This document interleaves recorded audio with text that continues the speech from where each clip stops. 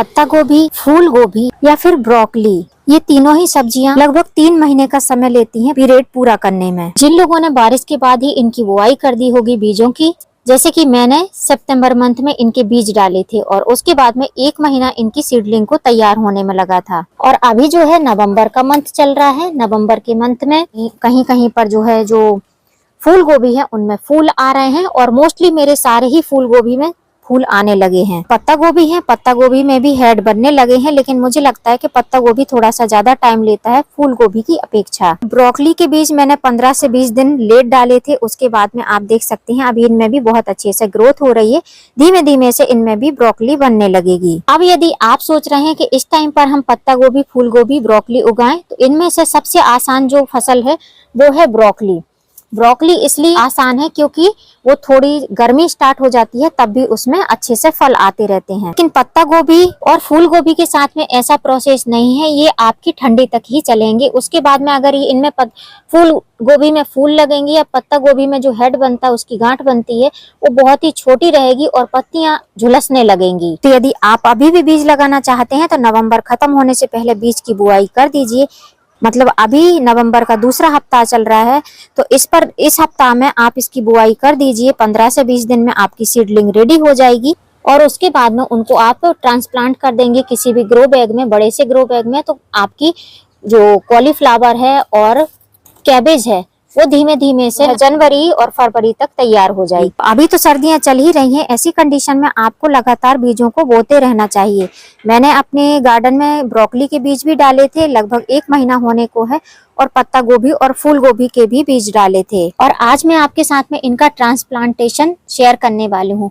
मैं grow bag में इनका ट्रांसप्लांटेशन नहीं करने वाली हूँ, मैं सीधे इनको पॉली बैग में शिफ्ट करूंगी। उसके बाद में जैसे जैसे मेरे पत्ता गोभी और फूल गोभी के ग्रो बैग ये जो मैंने वेस्ट मटेरियल में लगा कर रखे हैं, इनमें मिट्टी बहुत ज्यादा लगती है, जिसकी वजह से मिट्टी का अभाव होने की वजह से अब जब ये खाली हो जाएंगे तो फिर वो वाले पौधे मेरे तैयार हो जाएंगे जो कि मैंने सीड से ग्रो किए हैं। तो फिर मैं इसी की मिट्टी निकाल कर अच्छे से उसको रिचार्ज करके और इन्हीं फ्री के ग्रो बैग में उनको मैं फिर से ट्रांसप्लांट कर दूंगी। सीडलिंग को ट्रांसप्लांट करने के लिए मैंने जो मिट्टी ली है ये आप देख सकते हैं गार्डन की ही मिट्टी है। इसको मैं धूप दिखा रही हूँ, थोड़ी सी धूप दिखा दूंगी, फिर इसमें 1-2 चीजें मिलाऊंगी, 1-2 फर्टिलाइजर, उसके बाद में उनको मैं पॉली बैग में लगाऊंगी। सीडलिंग अगर आपने तैयार करी है अपने टेरेस गार्डन में तो उसको रिपोर्ट करने के पहले उसकी मिट्टी को गीला कर देना है, मतलब कि जड़ों में पानी डाल देना है जिससे उसमें नमी बनी रहे। अब इन सीडलिंग ट्रे में आप देखेंगे सीडलिंग कुछ छोटी हैं कुछ बड़ी हैं, तो जो छोटी हैं उनको 2-4 दिन बाद शिफ्ट करूंगी और जो इस तरीके से बड़ी बड़ी हैं जिनमें 3-3, 4-4 पत्तियां आ रही हैं इनको मैं छोटे छोटे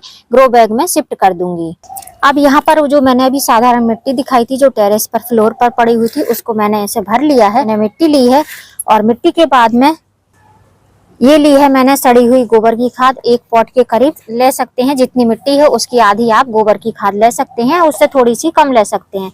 सीडलिंग को रिपोर्ट करने के लिए आपको पोषक तत्व देने की जरूरत है, उसमें नाइट्रोजन युक्त फर्टिलाइजर देंगे तो बहुत अच्छा असर करेगा पौधे पर और उसके बाद में पौधा आपका तेजी से बढ़ेगा। इसके बाद भी एक और फर्टिलाइजर डालूंगी जो कि मैं बाद में डालूंगी, अभी नहीं डालूंगी। तो ये दोनों चीज को हम मिक्स कर लेंगे। मिट्टी अच्छी भुरभुरी बनानी है क्योंकि जो वेजिटेबल प्लांट रहते हैं उनकी रूट बहुत ही सॉफ्ट होती हैं, तो रूट अच्छे से बढ़वार कर पाए, फैल पाए, उसके लिए आपको सॉफ्ट मिट्टी बनानी है। तो अगर आप पहली बार मिट्टी बना रहे हैं तो जितनी मिट्टी है उसकी हाफ सैंड लीजिए और जितनी मिट्टी है उसकी ही हाफ आपको कंपोस्ट लेनी है, जिसमें आप वर्मी कंपोस्ट या गोबर की खाद ले सकते हैं। गोबर की खाद सड़ी होनी चाहिए, इसलिए अगर सड़ी गोबर की खाद नहीं है तो आप वर्मी कंपोस्ट का यूज करिए। और यदि आप घर में ही भुरभुरी मिट्टी बनाना चाहते हैं, आप चाहते हैं कि थोड़ी सी मिट्टी से बहुत सारी मिट्टी हो जाए, तो जो भी पॉट में आप प्लांट लगाते हैं उसके नीचे बेस में आप किचन वेस्ट भरिए, सूखे पत्ते भरिए, उसके बाद में जो है फर्टिलाइजर के साथ में डालिए और पौधे को लगा दीजिए, तो नीचे कंपोस्ट भी बनता रहेगा, आपकी मिट्टी भी बहुत अच्छे से फर्टाइल हो जाएगी और भुरभुरी मिट्टी बनकर तैयार होगी। मैं ऐसा ही करती हूँ। अब मिट्टी हमारी रेडी हो चुकी है और इन सीडलिंग को मैं लगाने वाली हूँ इस तरीके के नर्सरी के प्लास्टिक के पॉली बैग में। अभी ये पॉली बैग मुझे थोड़े से बड़े लग रहे हैं, उनको थोड़ा सा फोल्ड कर दूंगी, उसके बाद में इसमें सॉइल फिल करूंगी। पॉली बैग में लगाने का रीजन ये है कि इनमें काफी सारे होल रहते हैं जिसकी वजह से पानी स्टोर नहीं होता है और जो हमारी सीडलिंग है वो बहुत अच्छे से पौधे बना पाती है। जब पौधे बड़े बड़े हो जाते हैं तब उनको रिपोर्ट करके हार्वेस्टिंग ले सकते हैं। अब जितनी बड़ी हमारी पत्ता गोभी, फूल गोभी और ब्रोकली की सीडलिंग है, उस हिसाब से ये पॉट का साइज बराबर है। बहुत ज्यादा मिट्टी रहेगी तो हम मिट्टी के हिसाब से पानी डालेंगे और फिर हमारी सीडलिंग खराब हो जाएगी, तो ऐसा नहीं करना है। पॉली बैग को छोटा कर देना और उसके बाद में हमको सीडलिंग लगाना है। अब सीडलिंग लगाने के लिए जैसे मैंने बोला था कि मैं एक फर्टिलाइजर और दूंगी, तो पहले जैसे मैंने इस पॉली बैग को भरा है मिट्टी से, उसी तरीके से सारे पॉली बैग को भर लेती हूँ। उसके बाद में हम फर्टिलाइजर देकर रिपोर्टिंग कर देंगे। ये पॉली बैग मैंने तैयार कर लिए हैं। वैसे तो पॉली बैग अभी कम है, पौधे ज्यादा हैं और पॉली बैग कम है, लेकिन अभी जितने पॉली बैग हैं उनको हम फिल कर देंगे प्लांट के साथ में। अब मिट्टी हमने इनमें भर दिया। अब इसके बाद में इसमें हम वाटरिंग करेंगे, उसके बाद ही हम इसमें पौधे लगाएंगे। पानी पहले देने का यही रीजन है कि मिट्टी नीचे तक अच्छी तरीके से गीली हो जाएगी तो पौधे अच्छे से सेट हो पाएंगे। अब मिट्टी में पानी दे दिया है, धीमे धीमे मिट्टी का सारा ही पानी निकल जाएगा। उसके बाद में हम इसमें सीडलिंग को लगाएंगे। अब सीडलिंग को आप कई तरीके से लगा सकते हैं। इस तरीके से फिंगर से होल करके और सीडलिंग पूरी उठाकर कोकोपीट के साथ में इसमें रख सकते हैं, लेकिन मैं इस तरीके से करती हूँ। ये जो मेरी खुरपी है, खुरपी का ये जो नुकीला भाग है, इससे मैं इस तरीके से होल बनाती हूँ। ये देख रहे हैं, ऐसे होल बनाऊंगी। पहले होल बना लेती हूँ, फिर खाद डालते हैं, उसके बाद में हम सीडलिंग को लगाएंगे। अब सारे ही पॉली बैग में होल हो चुके हैं। अब हम सीडलिंग निकालेंगे। तो जब भी आपको सीडलिंग ट्रे से सीडलिंग निकालनी है तो इस तरीके से प्रेस करना है। ये जितनी भी सीडलिंग है ऐसे आप प्रेस करेंगे तो ये देखो बहुत आसानी से निकल जाती हैं। इसमें मैंने 2 सीड डाले थे, दोनों ही सीड ग्रो हो गए हैं। अब इनको हम रिपोर्ट करेंगे। अब ये 2 पौधे एक साथ में जर्मिनेट हुए हैं तो इनकी ग्रोथ थोड़ी सी कम हुई है, तो अब इनको हम सेपरेट करेंगे। बीच से आपको धीमे से डिवाइड कर देना है, बस इतना ही आपको करना है। और धीमे धीमे आप करेंगे तो इनकी रूट बहुत आसानी से निकल जाती हैं। बिल्कुल भी रूट डैमेज नहीं होती हैं। आप देख रहे हैं, रूट बिल्कुल भी डैमेज नहीं होंगी। और इसको एज इट इज आपको ऐसे ही इसमें डाल देना है। इसको ऐसे सीधा करके रख देना है।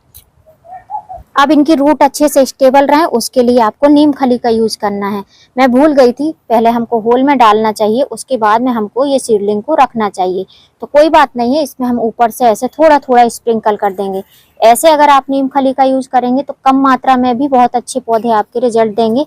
और अगर आप सॉइल मिक्स के साथ ही डाल देंगे तो वो आधा तो पानी के साथ ही वेस्ट हो जाएगा। अब नीम खली की जगह पे आप ह्यूमिक एसिड का पानी भी डाल सकते हैं। मेरे पास में वो भी है, लेकिन मैं नीम खली का ही यूज कर रही हूँ। नीम खली से भी बहुत अच्छे रिजल्ट मिलते हैं और सॉलिड फॉर्म में डालते हैं तो लंबे टाइम तक ये चलता रहता है। और दूसरी बात, नीम खली डालने से अगर जड़ों में किसी भी प्रकार के नीमाटोड या कोई भी समस्या होगी तो वो समस्या खत्म हो जाएगी।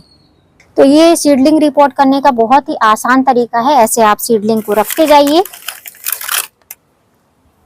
इसमें आपको कोई भी दिक्कत होने वाली नहीं है। ना ही रूट डैमेज होंगी, ना ही पौधे आपके खराब होंगे। अब जो हमने ये सीडलिंग रिपोर्ट करी है, इसके बाद में हम थोड़ी थोड़ी सी जो हमने मिट्टी बनाई थी गोबर खाद और मिट्टी वाली, वो मिट्टी ऊपर से हम ढक देंगे। तो जो ये आपको कोकोपीट वाला दिखाई दे रहा है राउंड बॉल, ये नहीं दिखाई देगा। लेकिन अब बहुत ज्यादा मिट्टी नहीं डालना है, बस हमको इतनी ही मिट्टी डालना है कि जो इसका ये क्राउन पार्ट है, ये क्राउन पार्ट ऊपर ही रहना चाहिए और पत्तियां जो है मिट्टी के संपर्क में नहीं आनी चाहिए। इस तरीके से आपको अब इसमें सॉइल मिक्स फिल करना है। अब हमारी ये सीडलिंग लगकर तैयार हो गई है। अब इनको रखना कहाँ पर है, तो इनको ओपन सनलाइट में ही रखना है, शेड में नहीं रखना है। अब इनमें आपको ऐसी कोई खाद नहीं डालनी है कि जिससे कि इनकी बहुत तेजी से ग्रोथ होने लगे। अपने आप ही ग्रोथ करेंगी, क्योंकि जैसे जैसे इनकी रूट मजबूत होगी ये ऊपर के साइड भी बढ़ने लगेंगी।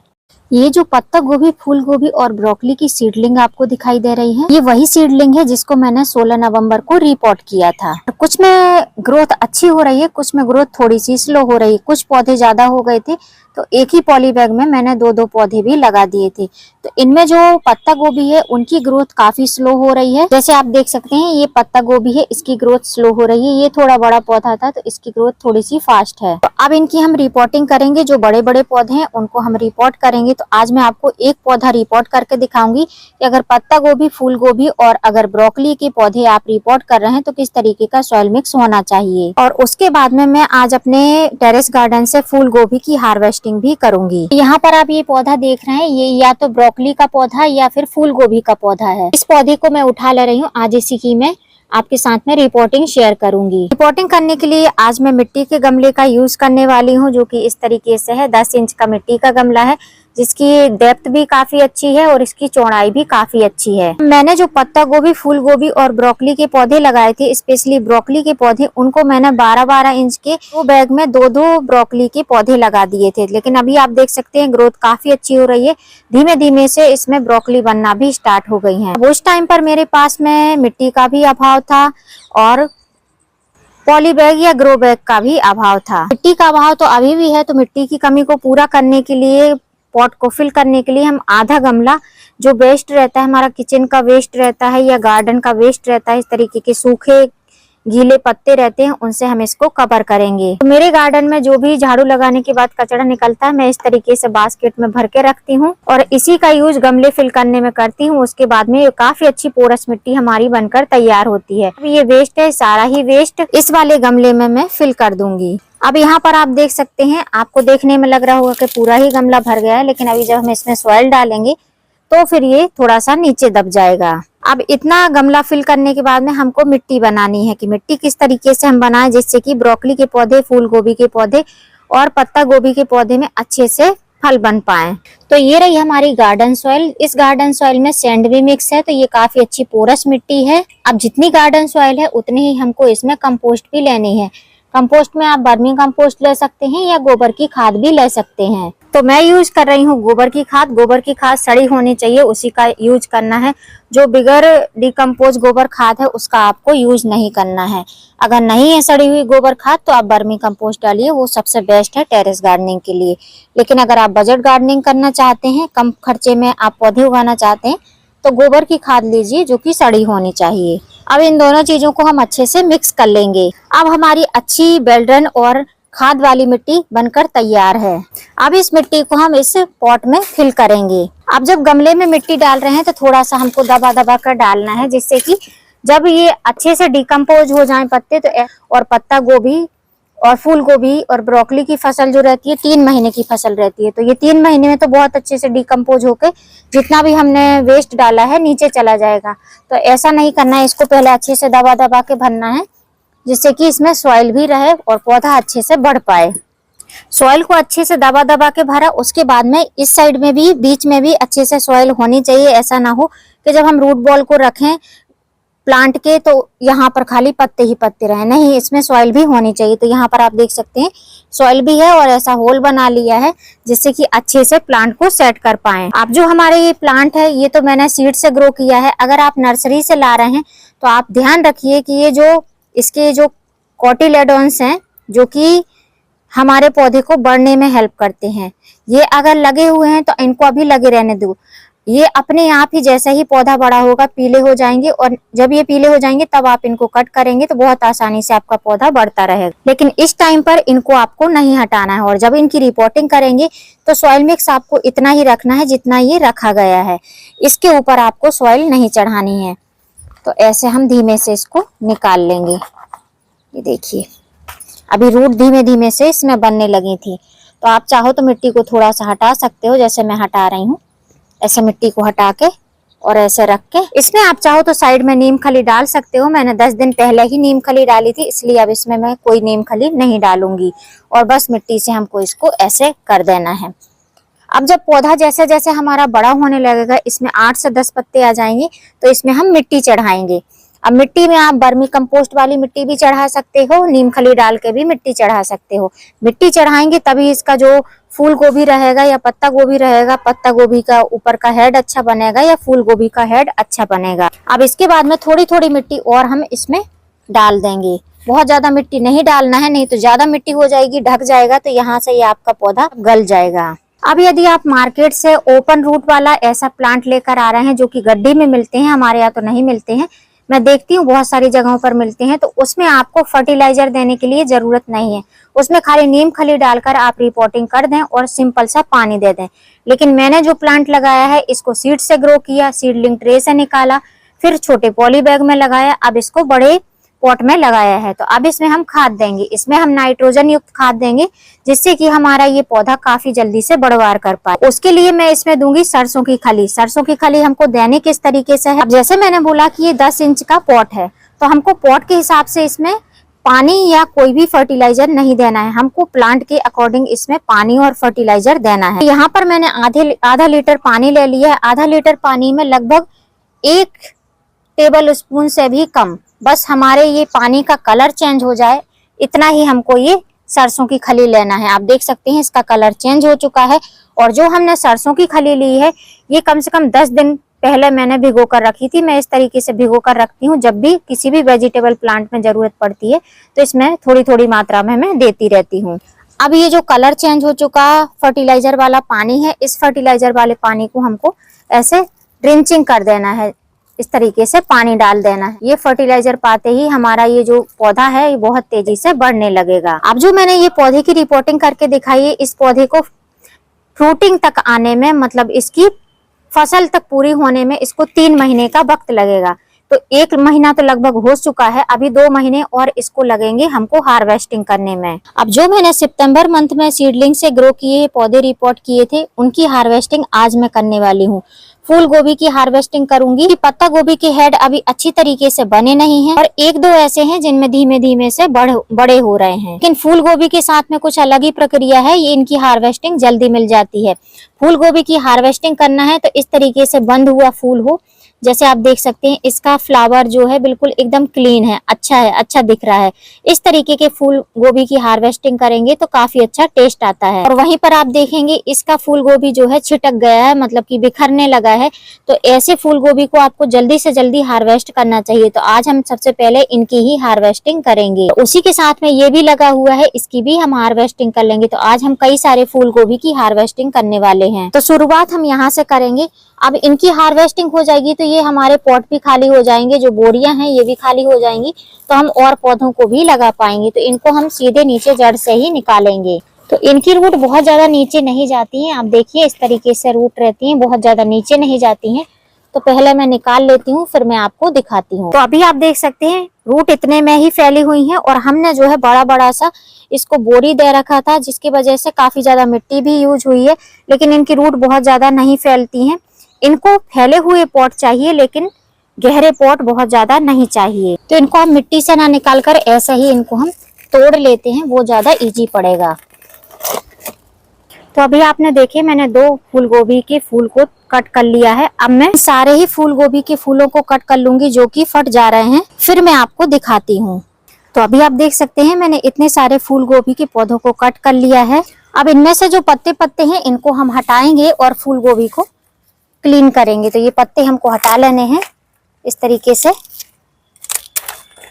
और इसको लगाने के बाद में मैंने कुछ चीजों को नोटिस भी किया है कि फूल गोभी के पौधों के लिए बहुत ज्यादा मिट्टी की जरूरत नहीं है, क्योंकि ये बहुत ज्यादा डीप में नहीं जाते हैं। अभी मैं आपको दिखाऊंगी कि इनकी रूट कितनी ज्यादा जाती हैं। और एक पौधे से हमको इतना बड़ा फूल गोभी मिला है जो कि प्योर ऑर्गेनिक है। मैंने नीम खली और गोबर की खाद डाली थी, जो कि मैंने ऊपर मिट्टी चढ़ाई थी, और एक बार मैंने लिक्विड सरसों की खाद डाली थी। अभी आप देख सकते हैं काफी अच्छा इसका रिजल्ट मुझे मिला है। ये देखिए जो मैं बोल रही थी कि इसकी रूट बहुत ज्यादा नहीं जाती है, तो आप देखिए इतनी ही रूट गई है। और उसके बाद में जो हमको फूल गोभी मिला है उसका साइज ये है। तो एक जो 12 इंच की गहराई थी और लगभग 14 से 15 इंच चौड़ाई थी, जो कि बोरी के रहते हैं, कट्टे के वो रहते हैं, उनमें मैंने 2-2 प्लांट लगाए थे। तो उस हिसाब से मुझे काफी अच्छा रिजल्ट मिला है। अब सारे फूल गोभी के पत्तों को मैं हटा देती हूँ, फिर मैं आपको एकदम फिक्स अपनी हार्वेस्टिंग दिखाती हूँ। अब हम टेरेस गार्डन में कोई भी चीज ग्रो करते हैं तो उससे हमको बहुत सारे बेनिफिट होते हैं। इसको हम कंपोस्ट बनाने में यूज कर लेंगे, क्योंकि हमारे पौधे में कहीं भी किसी भी प्रकार का पेस्ट अटैक नहीं था। ये मेरी आज की हार्वेस्टिंग आप देख सकते हैं, काफी अच्छे से मुझे हार्वेस्टिंग मिली है, जिससे मैं बहुत अच्छे से सेटिस्फाई हूँ। यदि आप भी चाहते हैं पत्ता गोभी, फूल गोभी और ब्रोकली को अपने गार्डन में ग्रो करना, तो आप कर सकते हैं। कुछ चीजों की हार्वेस्टिंग आपको जल्दी मिल जाएगी, जैसे कि ब्रोकली और फूल गोभी, इनकी हार्वेस्टिंग आपको थोड़ी सी जल्दी मिलेगी, और जो पत्ता गोभी रहती है उनकी हार्वेस्टिंग थोड़ी सी लेट मिलती है। तो यदि आप भी चाहते हैं इस तरीके की हार्वेस्टिंग लेना, तो अभी नवंबर बीतने वाला है, तो अभी आप इनको ग्रो कर सकते हैं। सीड से ग्रो करेंगे तो बहुत आसानी से आपको फरवरी मार्च तक इनकी हार्वेस्टिंग मिल जाएगी।